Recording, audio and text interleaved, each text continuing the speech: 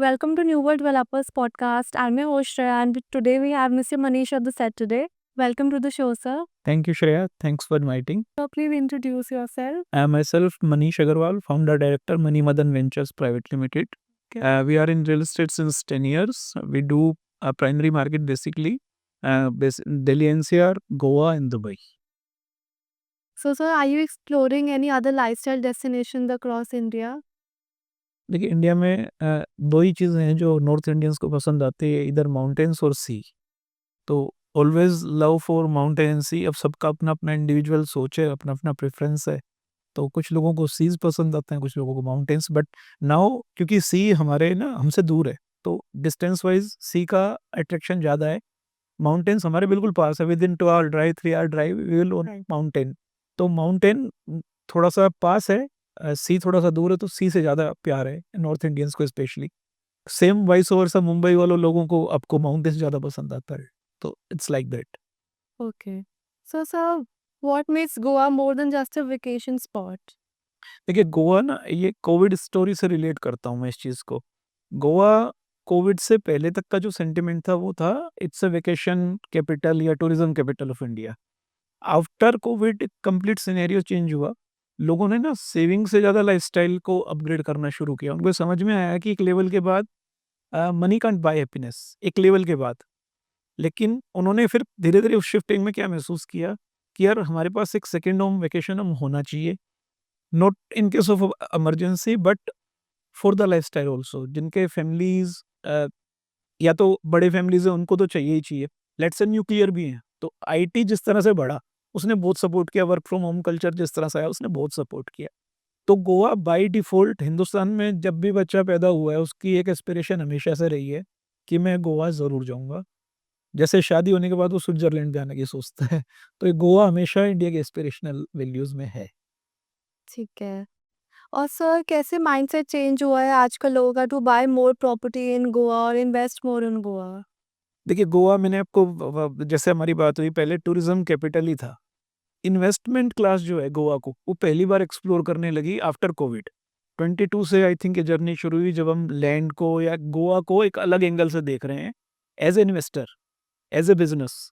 And believe me Goa is a serious business. आप गोवा को holiday destination, vacation destination, second home, vacation home कितना भी सोच सकते हो, बट एक्चुअल अगर इसका क्रक्स देखोगे तो Goa is a serious business. Goa में सिर्फ टूरिज्म नहीं है, मैन्युफैक्चरिंग बहुत अच्छे लेवल पर है। गोवा में सिर्फ मैन्युफैक्चरिंग नहीं है, नेचर बहुत अच्छे लेवल पर है। कोविड के बाद आप सोचो लग्जरी क्या है, व्हाट इज लग्जरी। आपके पास मेट्रोज में बहुत अच्छे पेंट हाउस हैं, बहुत अच्छे घर हैं, बहुत अच्छे फार्म हाउस है। क्वालिटी ऑफ एयर, आपका पोल्यूशन फ्री एनवायरनमेंट, आपका peaceful environment. I think this is new luxury for everyone who has big pocket, who has small pocket, उसके लिए पीस। तो गोवा दोनों चीजों को ना पूरा करता है, लाइक माउंटेन्स। सबका वो अपना अपना चॉइस है। So, sir, you think that with the progress of Mopa Airport, AeroCity, and a lot of things coming to Goa, इसके इकोनॉमी पे कुछ फर्क पड़ा है, इन्वेस्टमेंट स्केल पे फर्क पड़ा है, लोग ज़्यादा सेटल डाउन हो रहे हैं गोवा? देखिए डेफिनेट इंफ्रास्ट्रक्चर किसी भी जगह के लिए सबसे इम्पोर्टेंट एस्पेक्ट है। आप कहीं भी रोड बना दो, मैं गवर्नमेंट को ना हमेशा एक ही रिक्वेस्ट करता हूँ, अपना कुछ मत करो, सिर्फ अच्छी रोड्स बना दो, अच्छे एयरपोर्ट दे दो, रेलवे स्टेशन दे दो। सिर्फ 3 सेक्टर पर काम कर लो आप। बाकी हिंदुस्तान की एंटरप्रेन्योरियल क्लास जो है ना, उसमें इतना दम है, वो किसी भी चीज़ को सोना बना सकती है। प्रॉब्लम कहाँ आती है जब डेवलपर, बिल्डर या वो सब तो डेवलप हो रहा है, इंफ्रास्ट्रक्चर डेवलप नहीं हो रहा। गोवा में एक एज क्या मिला है आपको, इंफ्रास्ट्रक्चर डेवलप हो गया है।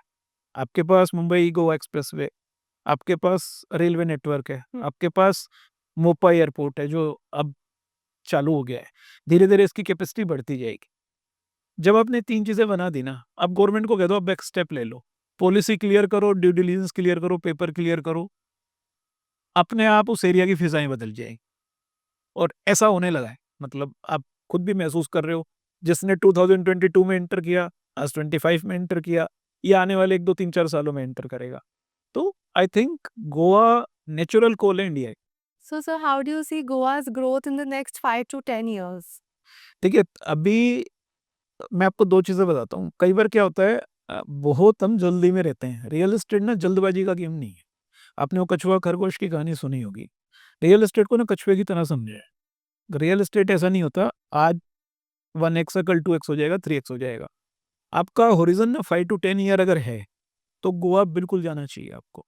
आप ये सोचो कि अगले साल डबल, फिर नेक्स्ट ईयर 3x हो जाएगा, मत जाना, गैम्बल हो जाएगा। टेक योर टाइम, सीड की तरह ग्रो होने दो, अच्छे फल भी लगेंगे, अच्छे फूल भी लगेंगे, आप ग्रो भी करोगे। But make sure 5 to 10 year of horizon. जल्दबाजी में नहीं जाना चाहिए, अदरवाइज़ फिर वो गैम्बल वाली बेट है। ऑनेस्टली मतलब ये मेरा अपना एक्सपीरियंस है। So is it the best time to invest in Goa now or maybe a few years later? What do you in real estate every time is best time, now is best time always. But आपका due diligence complete होना चाहिए। आपको peer group के pressure में भई उसने लिया है मैं ले लूँ, नहीं आना चाहिए। आपको प्लानिंग समझ में आनी चाहिए। आपको रेरा और उसके डॉक्यूमेंट्स, कोस्टल लॉज़ क्या हैं, वो सब स्टडी करके चीज़ें ले लो। आपकी बाइंग ठीक है ना, तो कभी भी धोखा नहीं खाओगे। एंट्री एग्ज़िट कुछ नहीं है, आपकी बाइंग की वैल्यू ठीक होनी चाहिए। महँगा-सस्ता कुछ नहीं है, एंट्री एग्ज़िट ठीक होना चाहिए। मेन क्रक्स ये है। इसमें सर बाइंग को आप कैसे एक्सप्लेन करेंगे फॉर द ऑडियंस? अगर आपको लगता है कि आप जिस एरिया में लैंड परचेज़ कर रहे हो या डेवलपमेंट परचेज़ कर रहे हो, देखिए 2 अलग-अलग क्लास है। एक है लैंड, आप बैरन लैंड उठाते हो, उसके प्राइस अलग होते हैं। एक उठाते हो आप डेवलप लैंड। डेवलप लैंड में 2-3 बेनिफिट आपको हो जाते हैं। आपके ड्यू डिलिजेंस कंप्लीट हो जाते हैं, आपके लॉज़ सारे मैनेज हो जाते हैं। रेरा होने से आपको कहीं न कहीं सेफ्टी हो जाती है। अब प्राइस बढ़ेगा कब? जब उसमें डेवलपमेंट और हैबिटेशन दिखेगा।